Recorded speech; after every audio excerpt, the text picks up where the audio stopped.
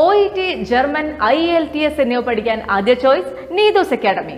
20-ൽ പരം ഔഷധികൾ ഒന്നു ചേർന്ന ഹരിതകി herbal hair care products. Kollam Chavara Elampalloor ഭാഗത്ത് ഒരു ബസ് ഓടുന്നുണ്ട്. ആ ബസ്സിൽ 25-കാരിയായിട്ടുള്ള ഒരു ബസ് ഡ്രൈവർ ഉണ്ട്. BA MA ഒക്കെ പഠിച്ചതിന് ശേഷം പാഷനോട് കൂടി ബസ് ഓടിക്കാൻ വന്ന ആ ഒരാള് ഇന്ന് ഇന്റർനെറ്റിലൊക്കെ വൈറലാണ്. നമ്മൾ ആ ഒരാളെ കാണാനും ആ ബസ്സിൽ കയറാനാണ് വന്നിരിക്കുന്നത് കേട്ടോ. കുറേ വിശേഷങ്ങൾ ചോദിക്കാനുണ്ട്, പോയാലോ?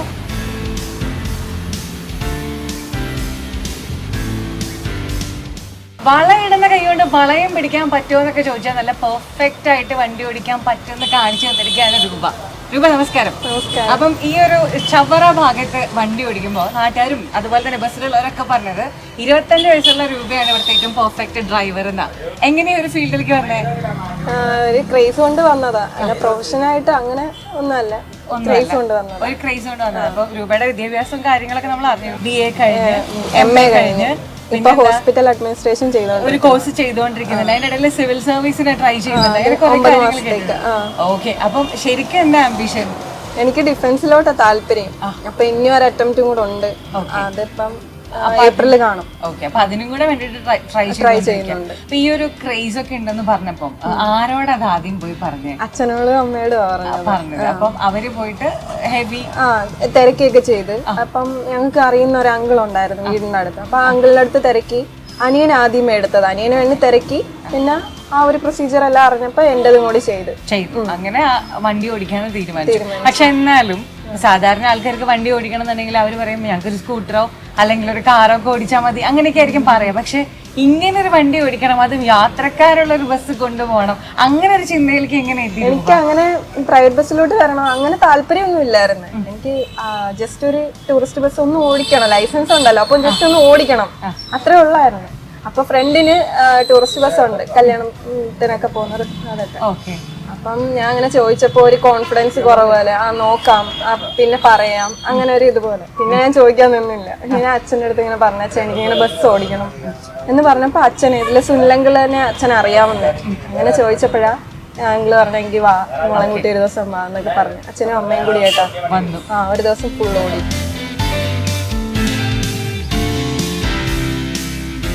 അത് പെൺകുട്ടികൾ വരണം, എല്ലാ മേഖലകളിലും പെൺകുട്ടികൾ വരണമല്ലോ, നമുക്ക് പ്രോത്സാഹിപ്പിക്കണം.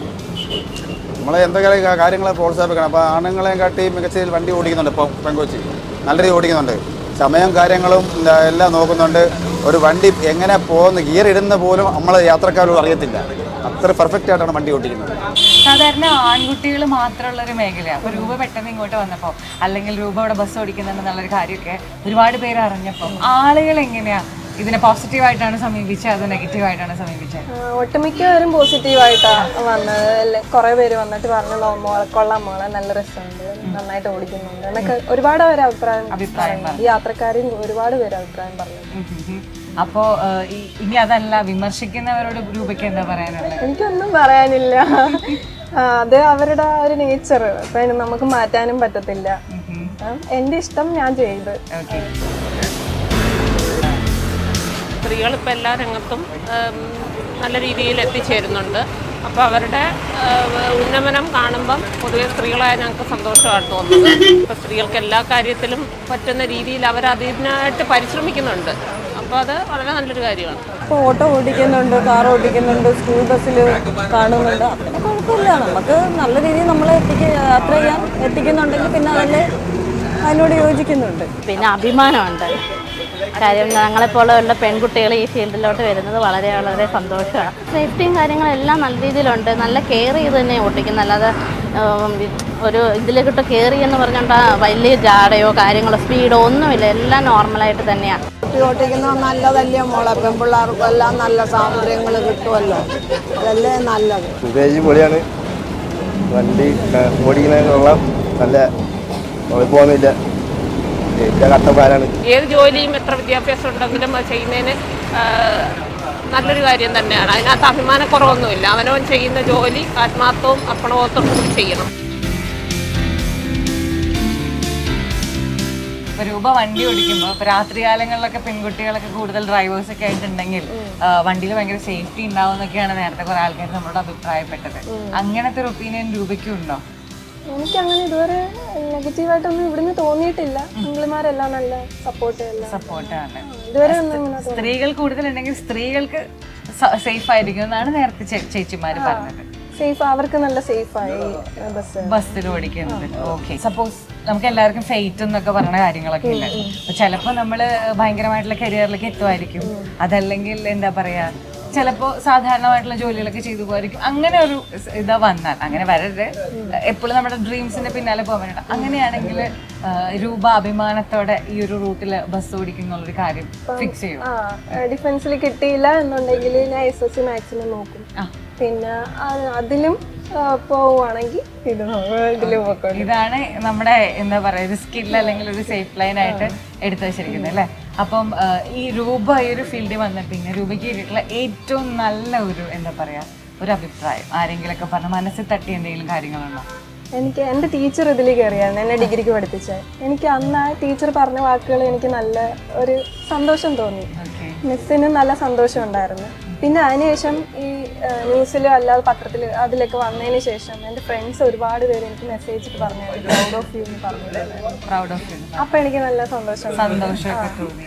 അപ്പം ചിലപ്പോഴൊക്കെ ആൾക്കാർ പറയില്ലേ ഇത് വൈറ്റ് കോളർ ജോബാണ്, മനുഷ്യന്റെ ഏറ്റവും നല്ല ജോലി, ബാക്കിയുള്ള കാര്യങ്ങളൊക്കെ കൊച്ചു കൊച്ചു ജോലികളാണ് എന്നൊക്കെ പറയുന്നത്. അതിനോടൊക്കെ എന്താ പറയാനല്ല? എനിക്കൊന്നുമില്ല, ഇത് രണ്ട് ജെൻഡേഴ്സിനും പറ്റും, എല്ലാ ജെൻഡേഴ്സും ഇതിന് പറ്റും. അങ്ങനെ മാറ്റി നിർത്തേണ്ട ആവശ്യമൊന്നുമില്ല. Thank you so much. അപ്പോൾ രൂപ ഓടിക്കുന്ന ഈ വണ്ടിയിൽ ഞങ്ങളും കുറച്ച് നേരമൊക്കെ യാത്ര ചെയ്യാൻ പോവാണ്. അപ്പോൾ ഈ രൂപയുടെ ഈ ഒരു സ്റ്റോറി നിങ്ങളുടെ ഉള്ളിലും ഇതുപോലൊരു വണ്ടി ഓടിക്കണം എന്ന് ആഗ്രഹമൊക്കെ ഉണ്ടെങ്കിൽ പുറത്തോട്ട് വരാനും വണ്ടി ഓടിക്കാനും, ഇനി അതല്ല ഇനിയിപ്പോൾ ഇതുപോലെ മസ്കുലൈൻ ആയിട്ടുള്ള അല്ലെങ്കിൽ ആണുങ്ങൾ മാത്രമുള്ള മേഖലയാണ് എന്ന് കരുതിയിട്ട് പലയിടത്തും നിങ്ങൾ പിന്നിലോട്ട് പോകുന്നുണ്ടെങ്കിൽ ആ ഒരു ചിന്തയൊക്കെ പൊടി തട്ടിക്കൊണഞ്ഞ് മുന്നോട്ട് വരാനും ഒക്കെ ഒരു പ്രചോദനമാവട്ടെ.